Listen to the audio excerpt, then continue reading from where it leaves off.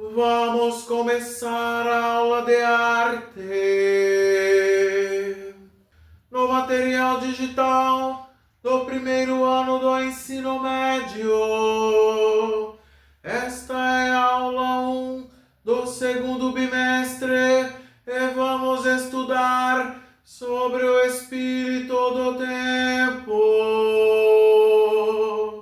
Ah, você lembrou da missa, né? Mas não é missa. Agora faz sentido eu ter começado essa aula com canto gregoriano, mas em primeiro lugar, deixa eu me apresentar para vocês. Sou o professor Adriano Leonardo, professor de arte da rede estadual, e nesta aula do ensino médio, primeiro ano do ensino médio, vamos estudar um tema que vai fazer você entender por que eu comecei a aula cantando desse jeito. Eu poderia explicar, né, o conceito de espírito do tempo. Em primeiro lugar, é um conceito que ele é utilizado muito na arte, na filosofia, mas a gente vai perceber como ele pode estar em muito mais coisas. Mas eu poderia começar com qualquer tema, né, com qualquer época, e analisar a arte, o espírito do tempo, em qualquer época, mas eu vou começar por uma época que é justamente onde foi desenvolvido o canto gregoriano. Vamos falar primeiro da Idade Média, para exemplificar o que é o espírito do tempo. A Idade Média na Europa, ela foi caracterizada pelo domínio da religião sobre a cultura, né? A cultura era inspirada na religião, então muitas obras de arte retratavam cenas mitológicas do cristianismo, cenas que são transmitidas pela cultura cristã através da Bíblia, e foi uma época, inclusive, onde a igreja patrocinou muitos artistas, né? Então a comunicação da igreja usava muita arte.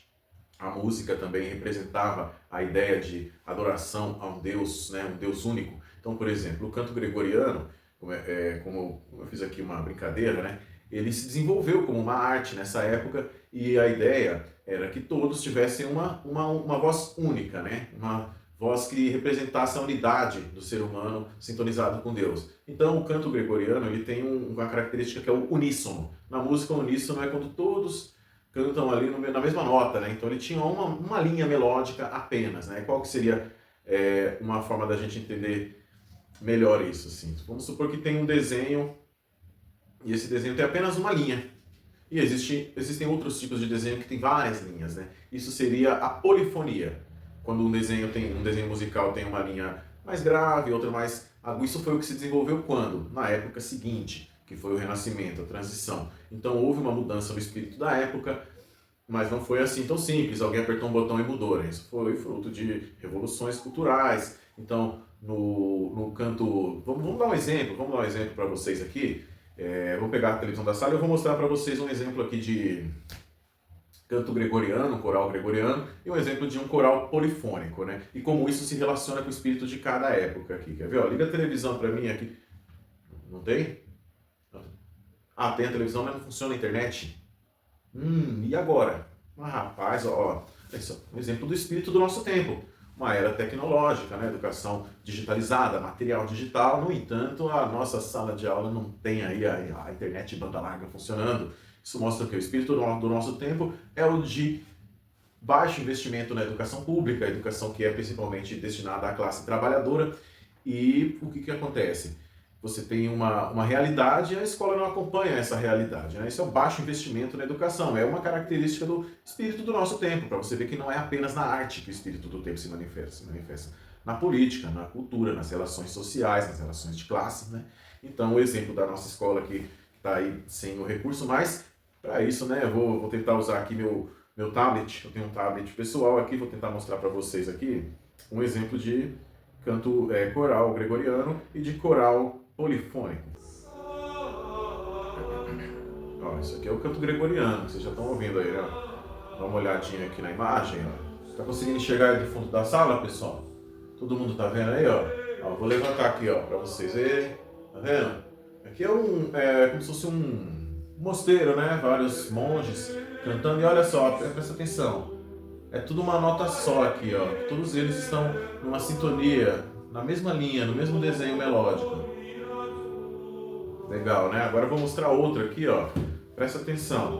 Vou mostrar um coral polifônico. O coral polifônico, ele já mobiliza a diversidade humana. Você vai ouvir aqui vozes graves, agudas, linhas diferentes, enquanto os homens cantam numa linha, num desenho, as mulheres cantam em outra, e todos esses desenhos formam o quê? Um contraponto.